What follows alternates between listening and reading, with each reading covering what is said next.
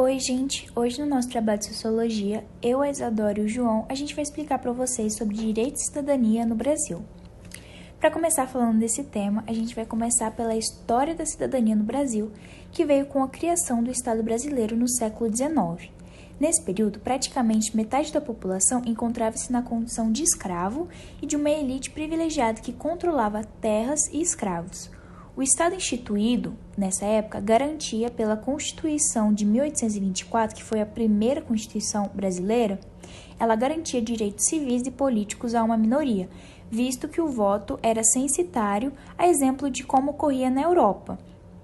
O que é esse voto censitário?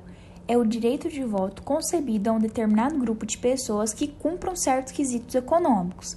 Quem que era esse grupo? Somente homens livres, maiores de 25 anos e renda anual de mais de R$100 mil que podiam votar nas eleições primárias.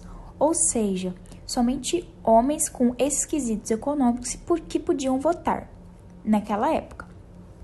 Só a partir da segunda metade do século XIX, com o movimento abolicionista e com a chegada de imigrantes italianos e alemães aqui no Brasil, é que se perceberam mudanças na vida social com repercussão na vida civil e cidadã. Nesse período, iniciaram-se discussões a respeito da constituição de um Estado republicano aqui no país, onde eles esperavam que o republicanismo ampliasse as ideias de uma cidadania mais ampla. Então, agora eu vou explicar sobre a Constituição Cidadã, que está na página 283.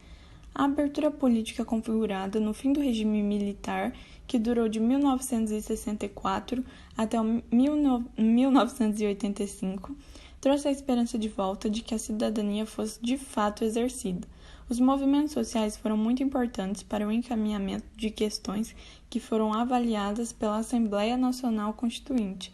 A mobilização foi tão grande que se tornou um marco na história do nosso país. 288 entidades diferentes apresentaram 122 emendas populares, que no total receberam muitas assinaturas. Então, agora, de fato, a população tinha consciência sobre a importância da cidadania e iriam lutar por ela e por seus direitos. O presidente da Assembleia Constituinte, o deputado Ulisses Guimarães, promulgou a Constituição de 1988, também conhecida como Constituição Cidadã. Nela são apresentados direitos civis, políticos e sociais. E ela é vigente até os dias atuais e modelo para outros países também. Então, na Constituição de 1988, no artigo 5º, a gente tem um dos principais, que são os direitos humanos, onde a gente tem o direito à educação, direito a respeito, direito pela não violência, direito à igualdade, a não ao racismo, à liberdade, direito à propriedade privada, à saúde, vários direitos. Mas, de fato, alguns desses direitos ficam só no papel e não na vida cotidiana da população. Então, precisam-se de melhoras para que, de fato, todos esses direitos sejam exercidos na vida de todos. Então, esse é o nosso trabalho. Qualquer dúvida, vocês podem perguntar. E é isso. Bom dia, aqui é o Amaral. Agora eu vou continuar explicando para vocês essa parte, né? Bom, a gente sabe que de 1937 até 1955 a gente vai passar ali, então, pelo período do Estado Novo, onde Getúlio Vargas está no poder, né? Que de 1930 a 45. O período de 37 a 45 a gente vai ter uma ditadura, então a gente não vai ter uma cidadania. Então, como que essa democracia vai voltar? Essa democracia vai voltar através da Constituição de 1946, tá? Nessa Constituição, o que vai ser reestabelecido? Vai ser reestabelecido, então, o direito às eleições diretas para cargos legislativos e executivos, além de restaurar as garantias individuais e civis. Porém, isso era tudo na teoria, porque na teoria milhões de brasileiros tinham acesso à cidadania, né, acesso aos direitos, porém na prática era totalmente diferente, porque a pessoalidade entre os poderes públicos ainda estava muito presente, o que dificultava que colocasse então essa cidadania em prática, essa cidadania na sociedade, na vida real.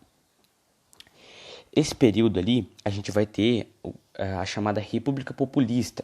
O que é essa República Populista, né? É uma república onde os governantes eles tinham meio que apoio da população, eles eram muito próximos à população, porém depois esse termo populismo começou a ter um significado diferente relacionado àquele governante que mentia para o povo, que ludibriava o povo, mas nessa república eles trabalhavam na lógica de favores e não de direitos, como se a população não tivesse aqueles direitos, mas como se os governantes estivessem fazendo direitos para a população e não fazendo apenas o trabalho deles, né? Alguns movimentos sociais começaram a ganhar força porque começaram a entender sobre a cidadania, ao direito, que era um direito deles e não que os governantes estavam fazendo favores para eles. Porém, de 1964 a 1985, a cidadania é interrompida novamente por conta de um outro regime autoritário civil-militar que acontece no Brasil.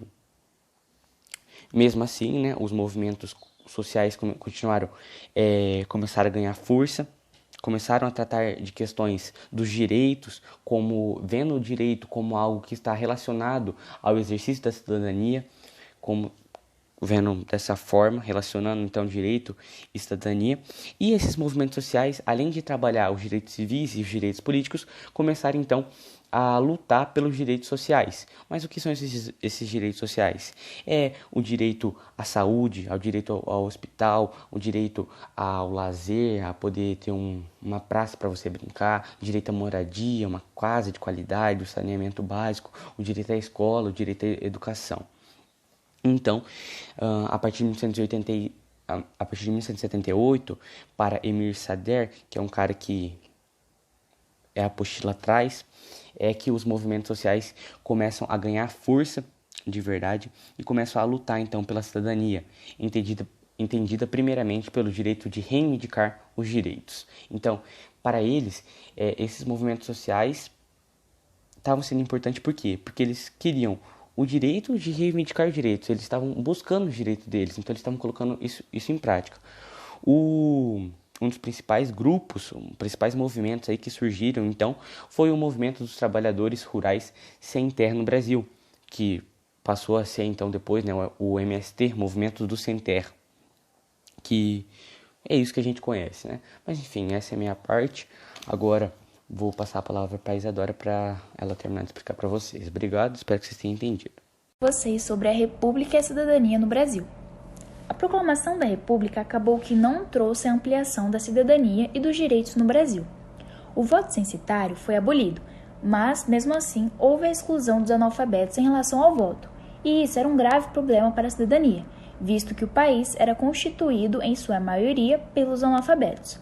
Além disso, por mais que as leis informassem uma igualdade civil, na prática isso não era exercido, não acontecia, sendo um obstáculo considerável para a consolidação da cidadania no âmbito civil.